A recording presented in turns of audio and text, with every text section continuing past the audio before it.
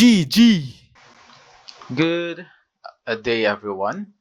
So, tuloy natin yung ating discussion sa mga sample problems related sa compression members. Okay? So, last time natapos natin to. So, we will be proceeding to the next problem. So, meron tayo ditong W12 by 58. So, yan ang shape natin. The length is 24 feet long. And ang support natin on both parts, sa taas and sa baba, parehong pin. So, related yan sa K. And ang kaibahan nito sa mga naunang problem, sa X direction, as you can see, ito yung setup natin ng ating column. Right? Yung unbraced length is 24 feet. And sa Y direction, the unbraced length is 8 feet. So, ano ba ang nangyayari dito sa actual? Bakit may ganyan? So, bigyan kita ng example. Let's say, ito yung floor plan natin. Or, kumbaga, ito yung ating column. Bakit tagilid? Yan. Halimbawa, ito si column natin. Sa X direction, ito yung height. Sa Y direction, may nakatutok. So, kung gagawin mong top view, kumbaga, so ito yung mga columns natin. Halimbawa, ito na yung column na yan.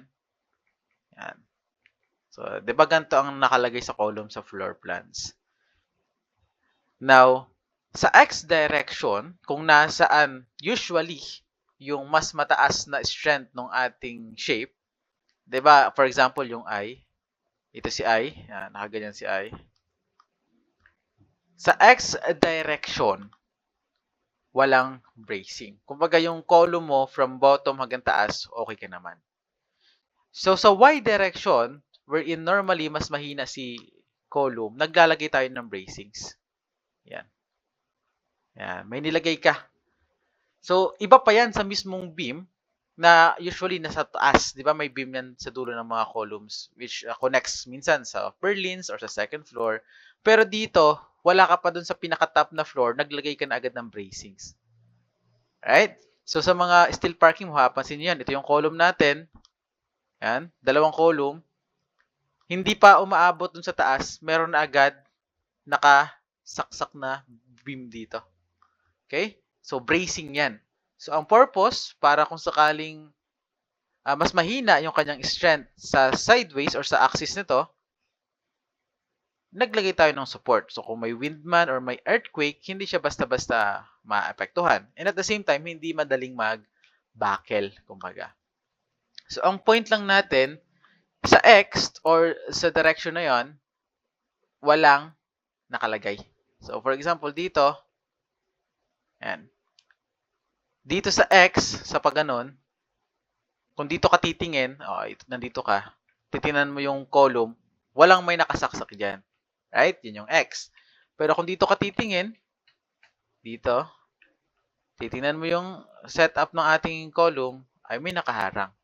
Okay? Ito yung nakikita mo. Yan, kabilaan. Okay? May nakasaksak na beam doon. Meron dito. Pero sa case na yan, dalawa. So, meron sa 8 feet from the top, tapos 8 feet from the bottom. So, yan ay kailangan nating makita and ma-realize na yan yung gagamitin nating length para sa KL over R.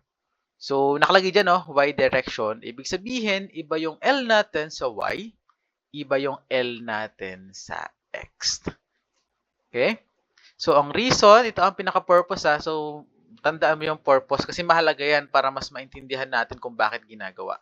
So, ang purpose kasi nito, hopefully napansin mo na yung R natin, which is directly related sa slenderness ratio, sa weak axis, which is sa Y direction, mas mababa. Diba? Nandiyan, no? That's why, si Y-axis mas susceptible or mas malaki ang risk na mag-buckle. Kaya sa Y direction tayo naglalagay ng bracings. Para mas lumiit yung L doon sa KL over R, and kapag lumiit yung L, di ba, liliit din yung slenderness ratio as a whole. Okay? to counteract yung mas mahinang R. So, ayan. Given naman na sa atin ang mga properties ng ating steel. And then, okay, ito na yung setup. So, determine the available compressive strength. Okay, so kung available compressive strength, ano to, ESD, no? Ano ang ating gagawin? So, first step, ganun pa rin naman, i-check mo muna kung siya ay slender or non-slender. So, since ito ay W shape, hopefully at this point, nakatatlong W shape niya tayo or dalawa. So, siguro naman sa ulado mo na, no? H over TW. So, yung H na yan, that is D minus 2K DES over thickness ng web. Yan. So, again, ano to?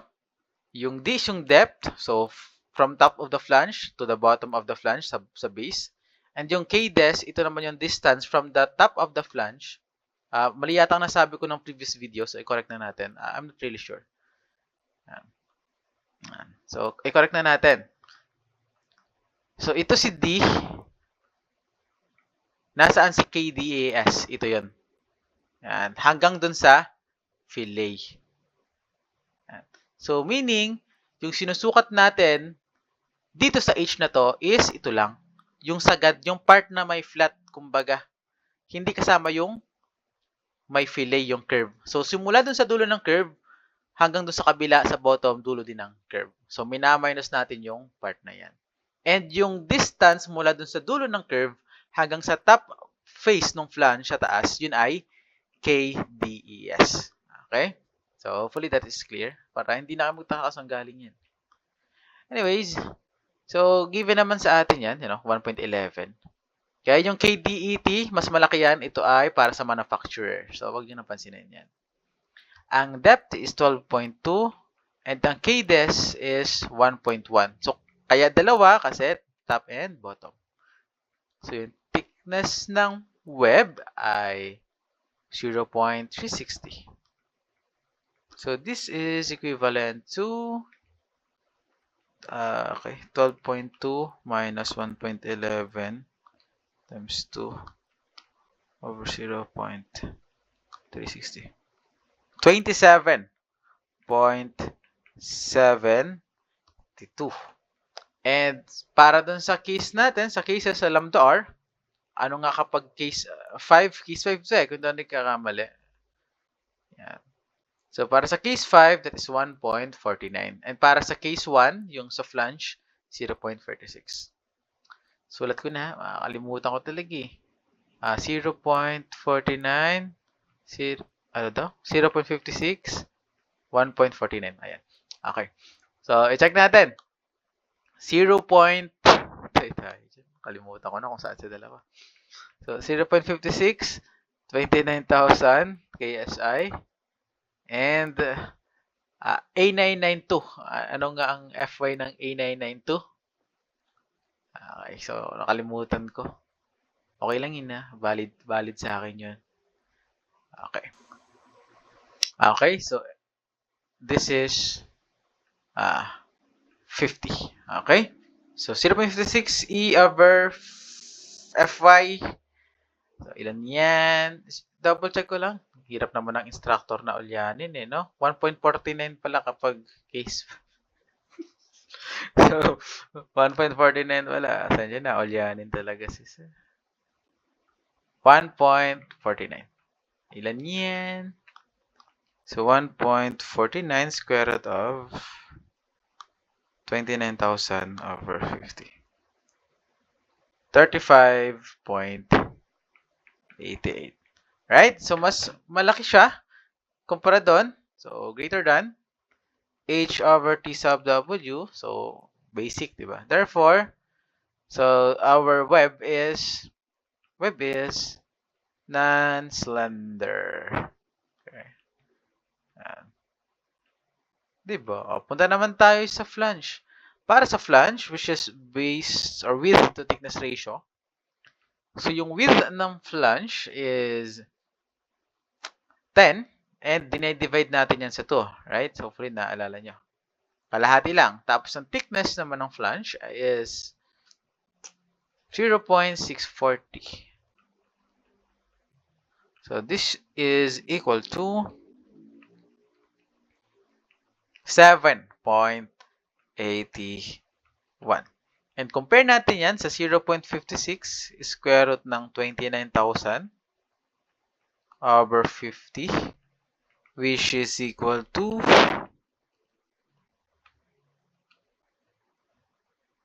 13.49. Right? So, mas maliit siya. So, therefore, flange is non-slender. So, simply put, yung lahat ng elements natin sa web na to is non-slender. So, normal, diba? Normal lang. Next step, check mo si KL over R. KL over R. So, we have the K, right? So, iba sa X, iba sa Y. So, isa-isahin natin. X muna tayo. KX, LX over RX. So, gagawin nyo lang to if tulad siya ng nangyari ngayon. Ano bang pinagkaiba niya sa nauna? Unang-una, magkaiba ang mga support distances or yung distances between supports sa X and sa Y or yung unbraced length natin. So, 24 sa X, 8 sa Y. Yung support conditions naman nila, pare-parehas lang. Pin po lahat. So, pin ito, pin yun, pin din naman ito. Okay? Based on the figure. So, kung pare-parehas namang pin, so pare-parehas naman yung K. Pero magkakaiba kasi sila ng unbraced length ng L. So, ipaghihiwalay mo ngayon. Okay? And obviously, iba yung R. So, K is 1 pa naman kasi pin siya. Pero yung length natin sa X is 24 feet. So, times natin sa 12 para inch. Divide natin sa radius of gyration sa strong axis, which is 5.28 inches. Then, yung KL over R natin, check mo pala kung siya ay less than or equal sa 200. Yun ang purpose nun, ha? 24 times 12 over 5.28. So, 54. Okay? Yan. So, less than siya sa 200. So, safe siya. Okay? Sa limitation na sinet ni NSCP. Punta naman tayo sa Y. Yun pa pala, apart from checking na kung siya ba ay less than sa 200, ang gagawin na rin natin or yung ginagawa natin ngayon is to choose between the X and Y kung alin yung mas mag-govern. What do we mean by alin ang mag-govern sa kanila? Kapag sinolve kasi natin to, iba yung lalabas sa X and sa Y direction. Which is obvious naman kasi magkaiba yung ginamit nating values. And dahil magkaiba yan, hindi mo required na isolve parehas yung FCR sa dalawang to. Pipili ka lang ng isa. Right? Ang tanong, sir, ano pa ang pipiliin natin? Ano ba ang mas critical kapag slenderness ratio ang pinag-uusapan? Pag mas mababa pa, mas critical or kapag mas mataas? Yes, kapag mas mataas. So, dahil mas mataas yung critical sa slenderness ratio, so between X and Y axis, pipiliin natin yung mas mataas yung lalabas dito. And yung lumabas na yon, yan yung gagamitin natin para sa next step, yung pagkuha na nung FCR. Okay? Hopefully that is clear. So, para sa Y, the K is still 1 kasi pin din naman. The length is 8 and times natin sa 12. Divide sa RY, which is yung 2.51. 2.51. So, 8 times 12 over 2.51. So, 38. This is true. 38.247. Ayan. So, from observation, we can say, or we can see, na yung X ang mag-govern. So, pwede natin lagyan ng arrow. Lagyan mo dyan, no? Governs or controls. Pero hindi pa yun ang final answer. siya lang yung gagamitin natin para sa next step. Okay? So, therefore, lagay mo na KL over R. Okay, safe naman siya. Hindi mo na kailangang i-prove. Now, ilagay mo siya, KL over R is 54.5454. Alright? So, hopefully na-store mo na yan dahil yan ang gagamitin natin sa next part. So, i-compare natin siya ngayon kay 4.71. Compare natin siya kay 4.71. Square root of E over Fy. Yan. Ilan kaya to? 4.71 square root of 29,000 over 50. So, 113.43. Yes, less than. So, kung less than siya dyan, wala na. Diba? Therefore, FCR is equal to 0.658. Fy, ano to ha? Step by step na to? Dire-diretso na to kapag nandito ka na. Times Fy. Alright. Now, kailangan natin si Fe. So, solve mo muna si Fe. 0. Pi squared. Pi squared. E over KL over R squared. So, pi squared 29,000 over E squared. 96.2. So, store nyo yan. KSI. Then, lagay natin doon sa equation for FCR para ma-solve. So, FCR is equal to 0.658. Fy is 50. Fe is 96.2. Times natin siya sa Fe. Then, FCR should be equal to 0.658 raised to 50 over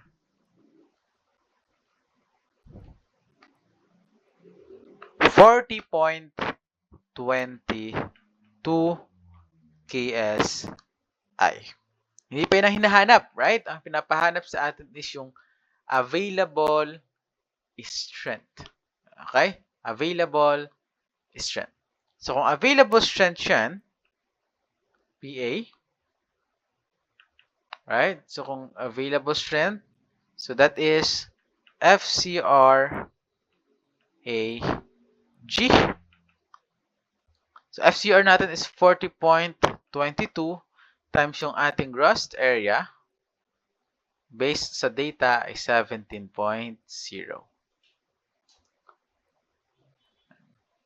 17.0 square inch. So, KSI times square inch. So, keeps ang lalabas dyan. Right. So, alpha C times 17.0. So, 638 or 683.82. Yan. Now, dahil ang pinapahanap sa atin is available, so, yung available strength natin, so dalawa yan, LRFD and ASD. So, napag-mix up ni sir, nabanggit ko kanina, ASD siya. So, si ASD, di ba, allowable siya. Ayan. So, magkaiba yan ha, magkaiba. So, allowable for ASD, design strength for LRFD, and pag sinabing available, meaning both yun ang tinutukoy ni available. Parehong, kumbaga, when we say available, siya ay allowable, siya din ay design strength. So, depende na lang kung pinapapili ba kayo na LRFD or ASD. Pero kung hindi binanggit, tulad ng nasa problem, when we say available strength, so parehas na yun. Si LRFD and si ASD, yung tinutukoy doon. Okay? Yung allowable strength and design strength, they are both the available strength. Ayan. Wala na. Finish na to. Okay? So, PU para sa LRFD, that is 0.9 ng 6H3.82. And para naman sa ASD, allowable, that is 683.82. Gawin na lang natin tong nominal. So, ibig sabihin si nominal and si available, Hindi. Si nominal, siya yung nominal. And si available, siya na nga yung design strength and siya yung allowable strength. Yan. 0.9. So this is 615.4 kips. And this one, 0.6. 410.29 kips. Okay, yun na po ang sagot. Di ba? Basic. So, kung nabibisikan ka sa compressive stress or compressive analysis ng compressive strength, that's good. Madali lang naman talaga. Yan, sundan nyo lang yung binigay kong step by step. Okay ka doon. Buhay ka na doon. So now, dito sa ating last problem. So, solve na natin. Meron tayong W18 by 65. And dun sa taas niya, nag-weld tayo ng 4 by 3/8 inch na cover plate. So, expect na natin na magbabago ang properties nitong buong section kasi built up siya. So, ipagsasama natin yung strength ng plate and yung strength ni W18, ng W shape natin. So, pinapahanap dito yung design strength, yung strength, kumbaga. So, design strength and yung allowable strength. Ang effective length dito is 15 feet and ito ay with respect na sa both axis. So, we don't have to do yung ginawa natin dun sa previous problem na paghihiwalay pa yung KL over R sa X and sa Y. So, kadalasan, gagawin mo lang yon if magkaiba yung effective length or yung unbraced length dun sa axis, magkaibang axis. Okay? So, note mo na yung 15 feet effective length na yon. So, hindi mo na kailangan maglagay or mag-isip pa kung ano yung K. Because again, pag sinabing effective length, yun ay, di ba? Yun na yung KL. So, yung KL natin is 15 foot. Alright? So, first step is check muna natin yung slenderness. Di ba? Yung slenderness nila. So, unang-una, para sa W18, so dito naman ay purgado na kayo. Alam niyo na ang gagawin dito. So, for web, that is H over T sub W. Okay? So, yung H natin is yung depth, which is 18.4, minus 2 times yung KDES. So, 1.20 over yung thickness ng web, which is 0.450.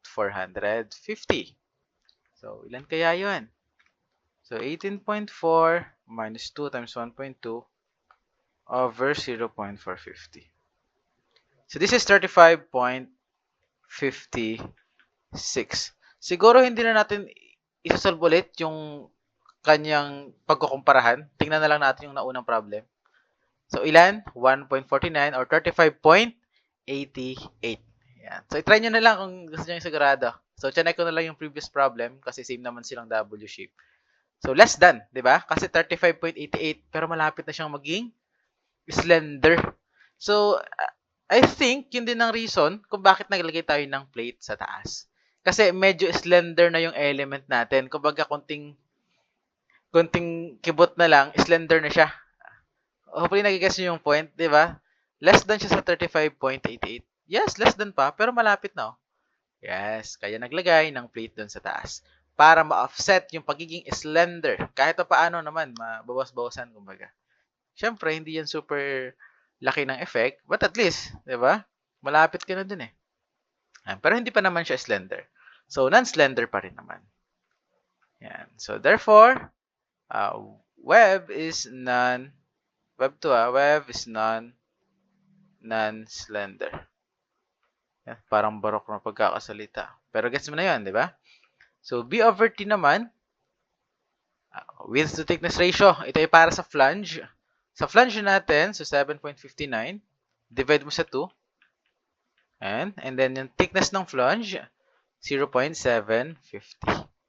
So, hindi ko na rin isa-solve ulit yung counterpart niya. Tignan na lang natin sa previous problem. This one is 5.6. So if I'm not mistaken, that is 13 yung pagkukumparahan. Right? Yun na 13.49. So yes. Diba? So none is slender si flange. So therefore, flange is non-slender. Okay? Last, yung plate. May plate pa kasi. May nilagay tayong plate sa taas. So, tingnan natin ngayon sa mga cases kung paano chine-check si plate. Nasaan si plate? Where are you? Yun! Number 7. Case number 7. Flange cover plates. Yung B over T niya is yung width niya, tapos yung T is yung thickness. So, basic na pala, no? Given na sa atin. Iko-compare mo siya sa 1.4 square root of E over Fy. So, check natin. Saan yan? Ayan. So, for plate, gets mo na yung nauna ha, flange and web yon. For plate, yung width to thickness ratio niya is i-compare natin sa 1.40, 29,000 over 50 KSI. Okay? So, the base of this plate is, ilan nga yun? 4, right? 4. And yung thickness is 3 over 8. So, ilan kaya ito? 4 divided by 3 over 8. 10.67. And ilan naman yung 1.4? Square root of 29,000 over 50. So, 33.72. 33.72. So, ano gagawin mo dito? Less than? Yes, less than. So, non-slender din si plate. So, therefore, plate is non-slender. Is non-slender. So, yung buong element natin or yung buong member natin ay non-slender. Okay, next step. KL over R. KL over R. Dahil pare-parehas naman yung KL, di ba? 15 feet na siya as a whole. Ang problema na lang natin is yung R. Now, hindi na natin kukunin yung R nung W shape. Kasi nga, may plate tayo sa taas. So, magbabago yung inertia natin. Yung area natin, magbabago din. Kasi ipag-add natin yung area ng dalawa. So, as a whole, hindi na natin makukuha agad-agad si R. So, yun yung magiging challenge dito, yung paano isosolve yung R.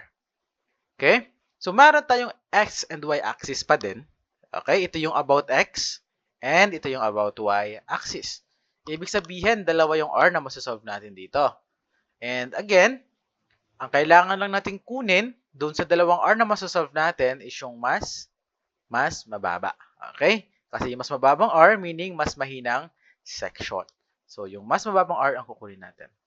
So, kailangan natin si R minimum. Ang tanong, ano yan? So, isa-isahin natin. Ano ang formula ng R? Okay, so meron tayong R sa X and meron tayong R or radius of gyration sa Y-axis. So, about X-axis, yan ay square root ng inertia about X over area. Walang area about X kasi parehas naman yung area mo kahit saan mo tingnan. Next, yung RY. So, yung radius of gyration natin sa Y is square root ng I natin sa Y over the area. Ay, ibig sabihin, kunin natin si A, kunin natin si IX and IY, tapos ang problema mo. Okay? Punta tayo sa area kasi medyo madali lang to. So, yung area natin is area ng flange, area ng W shape, and area ng plate. So, given na sa atin ang area ng W, 19.1. Right? And the area ng plate is 3 over 8 times 4. Hopefully, okay na kayo sa area ng plate, ha? Ayan. So, 19.1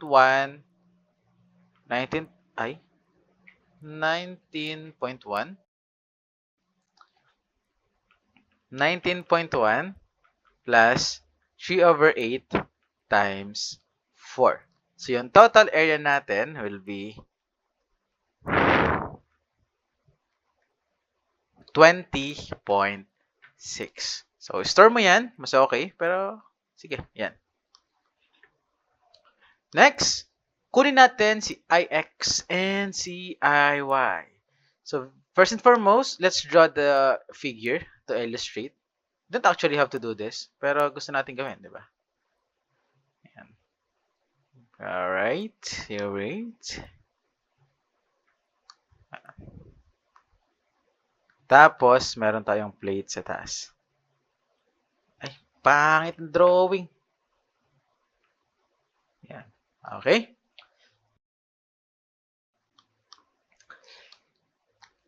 Hopefully, alala nyo pa kung paano gawin yung parallel axis theorem. So, dito kasi, dalawa na yung ating element. Okay? Built up na siya. So, meaning, magbabago ang inertia. So, anong inertia ba ang tinutukoy dito? Ix and Iy. Ano yan? Yan ay inertia about the centroidal axis. So, inertia about the centroid.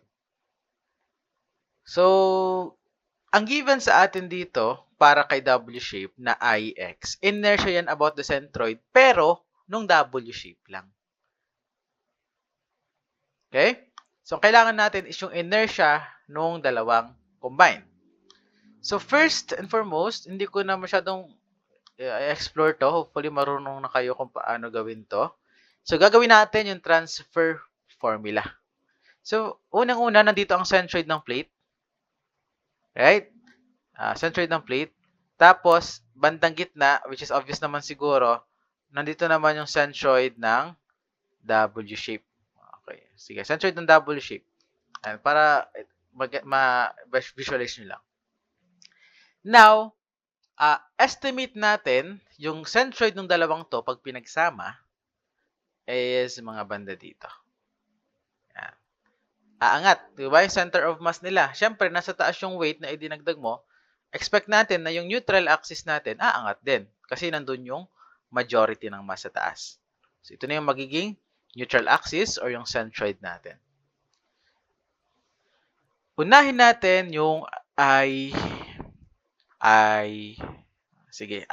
About x-axis. Ito kasi ay about x, yung horizontal. Yan na, by sa figure. Right? So, yan ang about horizontal. Ix. So, yung inertia natin about the centroid is equal to inertia about the centroid ng element plus area distance squared. So, summation yan. Summation IGX plus summation ng AD squared. Hopefully, naalala. So, itong IGX, ito yung individual inertia about the centroid ng bawat shape. So, itong I and ng plate. So, ano yung inertia nila about their centroid? So, dalawa yon. Tig-isa sila. Tapos, add natin yun sa mga area times distance squared. Yung area, so yung area ng plate, area ng W, and yung D is yung distance ng centroid nila from the new centroid, yung centroid ng dalawang combined. Okay? So, ibig sabihin, para sa AD squared nung plate, ang D na gagamitin mo is yung distance from CP papuntang neutral axis. Para sa AD squared nung W shape, yung distance mula sa CW or centroid ng W shape, papuntang neutral axis. Okay? Ayan. So, ganito lang ang gagawin natin. Unang-una, kailangan natin ng centroid. Diba? Hindi natin makukuha yung distance kung hindi natin alam kung nasaan yung neutral axis. So, first, using Varignon's theorem, gamit tayo ng Varignon's. So, by Varignon's theorem, so area total is equal to area total times x bar or y bar. Sige, y bar. When we say y bar, yan yung distance mula doon sa bottom, from the bottom, papuntang neutral axis. Ito si y bar. So, kapag x bar naman, so depende yan kung nasaan yung reference point mo. Doon mo susukatin si x bar. So, dito, ang reference point natin is yung bottom. So, lahat ng sukat natin sa bottom natin i-measure. Okay? So, total area times yung centroid or y bar is equal to area 1 and y1 plus area 2, y2. Ano po si area 1? area nung shape. Ano yung y1? Yung distance mula sa reference, yung bottom, papuntang centroid nung area 1. Itong CW. Ito yung y1. Yan. Okay? Yan. So, kaya nyo na, hindi tatanggalin ko yan, papagulo yan eh. So, similarly, yung area 2 is area ng plate, and yung y2 is ang distance mula sa reference point sa bottom hanggang dun sa CP. So, may area na tayo total, 20.6. Area 1, 19.1, area ng W. Tapos, 3 over 8 times 4, ito ay 12 over 8. Ito naman yung area ng plate. Yung distance nila, given na yan. Okay. So, isusulat ko na ha. So, area 20.6 y bar is equal to area 1, 19.1. Yung distance nito mula sa bottom, di ba mayroon tayong depth? Ay symmetrical naman to, so yung CW ay kalahati lang. So, kung ang depth natin ay 18.4, so kalahati ni 18.4. So, 18.4 divided by 2, 9.2. 9 so ilagay na natin 18.4 over 2. And plus area 2, so 12 over 8. Sana alam mo kung saan galing yan ha. Dito yan galing. Then yung centroid niya is nandito. Right?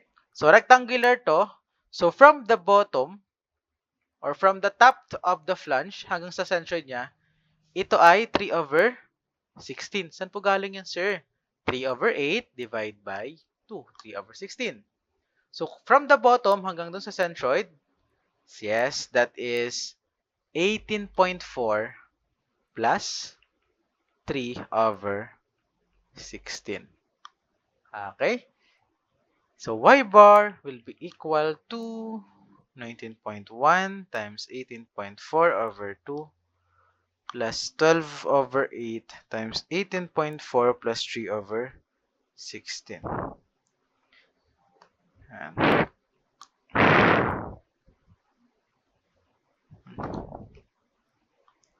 So, 9.88. Pangit ng 9. So, 9.8836. Okay? Inch. From the bottom. From bottom na lang. Yan. So, store nyo yung y bar. Gagamitin natin yan. Okay? Tapos na ang problema mo. Diba? So, may y bar ka na. So, bigyan kita ng idea para sa D. Para sa W shape, ano yung kailangan natin distance again? From neutral axis hanggang CW. So, ito yung kailangan natin. So, hopefully nakita mo na kung paano kukunin tong length na to. That is y bar minus yung 18.4 over 2. Yung distance from CW hanggang bottom. And similarly, para naman sa distance from neutral axis hanggang C sub P, that is y bar minus yung 18.4 plus 3 over 16. Yung height na to. Yan na ito. Yan na ito. Yan. Or kung ayaw mong negative ang lumabas, itong length na to, which is 18.4 plus 3 over 16 minus y bar. Actually, it doesn't matter kung maging negative siya. Kasi again, i-square mo siya doon. So, kahit negative yung sagot doon, makaka-cancel din naman. Yan. So, siguro okay na tayo. Lagay na natin yung sagot dito. Una mong ilalagay is yung inertia about the centroid ng W shape. So, based sa table, which is given, yung Ix natin is 1,070. So, lagay natin. Plus, inertia ng plate. If about x-axis yan, so ano ang i-cube mo? Di ba BH cube over 12 kapag rectangular? Ano yung naka-cube? Yung length na perpendicular sa axis. So, about x-axis tayo, horizontal, nasaan ang perpendicular sa kanya? Ito. So, yung 3 over 8. So, yung 3 over 8 ang i-cube mo. 3 over 8 cube times yung base na 4. BH cube over 12. Yan. Then, add natin yung area. So, 12 over 8, ito ay para dun sa plate ha. Ang distance niya Ito na yung sinasabi kanina, 18.4 plus 3 over 16 minus 9. Y bar na lang. Y bar. Naka-store naman sa inyo ang Y bar, diba? Squared. Plus, meron pa. Yung para naman sa W shape. So, ang area ni W shape ay 19.1. Ano ang distance? Yes, yung 18.4 over 2 minus Y bar squared. Kaya ito lang yun yung maliit. So, diretso na natin. Ang sagot ay 0.70 plus 3 over 8 cube times 4 over 12 plus 12 over 8 4 plus 3 over 16 alpha y squared 0.1 18.4 over 2 so alpha x squared.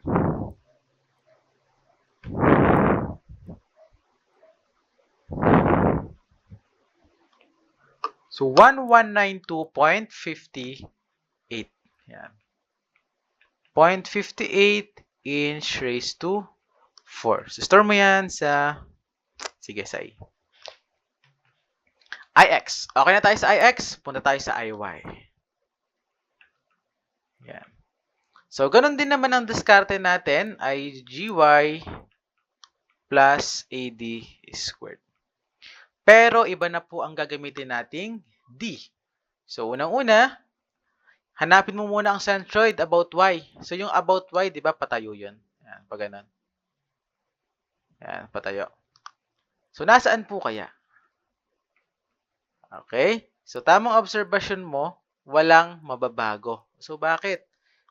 So about Y, yung inad kasi nating object, nakasentro din siya doon. So kapag kinuha mo yung centroid niya, dahil symmetrical, yun na lang, symmetrical, so obvious na nasa gitna yung centroid. Kumbaga, hindi na bago yung centroid natin about y. So, kung ilalagay mo siya sa parallel axis theorem, yung d mo ay 0 din. Meaning, itong second part, yung AD squared is 0. So, ang kailangan na lang natin is yung summation IGY. Which is, sa case na to, meron na tayo. So, we have the inertia para sa y-axis ng W shape. 54.8. Ayan. Plus, yung para naman sa plate. So, ano yung ano sa kanya? Eco-cube. Yes. Yung perpendicular length, which is yung 4. So, 4 cube times 3 over 8 over 12. So, in total, this should become 4 cube times 3 over 8 over 12. 56.8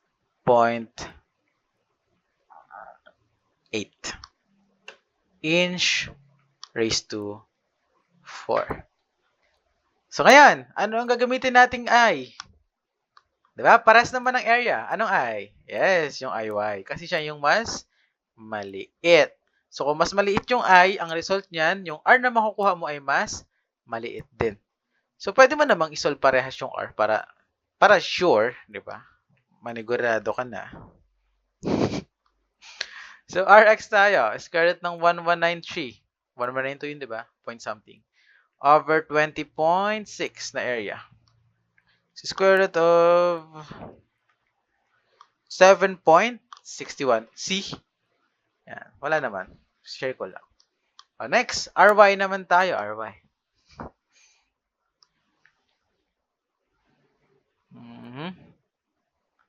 So, para sa Ry, square root of 56.8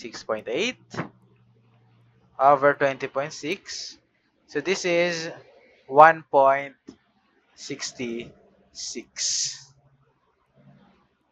In that case, alam na ang mag-govern.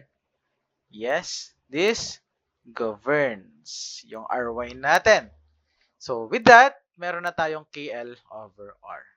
So, yung K natin is 15, or KL is 15 feet times 12, naka-inch, divided by 1.66. So, yung KL over R natin ay 108.4. So, this is less than 200. So, therefore, okay pa naman tayo sa NSCP. Store mo pala yung 108. Gagamitin natin yan sa next step. So, struggle ang pagkuha ng R, di ba? Pero yun na yung pinakamahirap na pwedeng lumabas dyan. So, next. NSCP na tayo. Check na natin if ano ba ang kanyang estado. Yan. Kumpara dun sa 4.71. Square root of. Diba? 4.71 square root of 29,000 KSI over FY na 50. So, if I'm not mistaken, parang ilang beses na natin sinolve to? 113? Yes, 113.43. Double check ko lang. Baka mali ako ng ginamit na FY and 50. Yes, tama. So, less than, right? So, most of the time, less than talaga. Pero, syempre, i-check nyo pa rin. Okay? So, less than, therefore, FCR is 0.658 or case 1, di ba? FY over FE times FY. Then, FCR is equal to 0.658. Ano po si FY? 50, right? And FE is, wala pa. So, isolve muna natin si FE. Solve mo muna si FE. Ano to?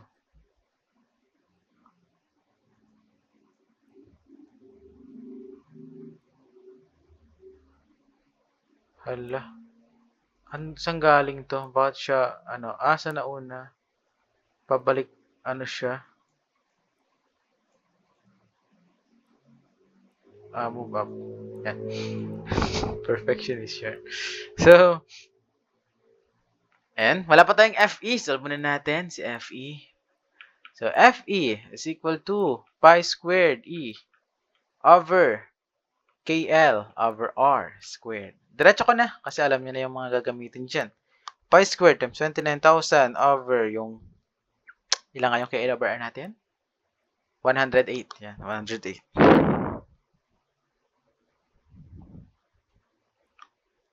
108.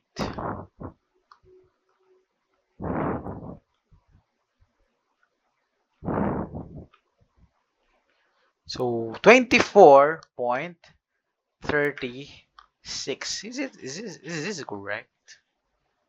Yeah. So 24.36. Parang ang liit ah. Okay. 24.36. Siguro dahil malaki yung KL over R, di ba? 108 siya eh. KSI. So lagay mo siya doon, 24. Then yung quantity, multiply natin sa 50. Therefore, the FCR ay 0.658 raised to 50 over 24 times 50. So 21.18. 0.18 KSI. Okay? Then, solve natin si PN, which is, diretso na natin sa LRFD at ASD. So, LRFD, PU is 0.9 FCR times gross area. So, 0.9 times 21.18 times gross area 20.6. So, 0.9 times F times 20.6 times 0.9, 392.6 kilopounds. And para naman sa PA, so that is 0.6 times FCR AG. So, diretso na natin. That is 267.70. 261.73 kilopounds. Tapos na. Diba? Okay. So, that's it, class. If you have questions, sige lang, tanong nyo lang. So, good luck sa inyong studies. See you next time. I need you.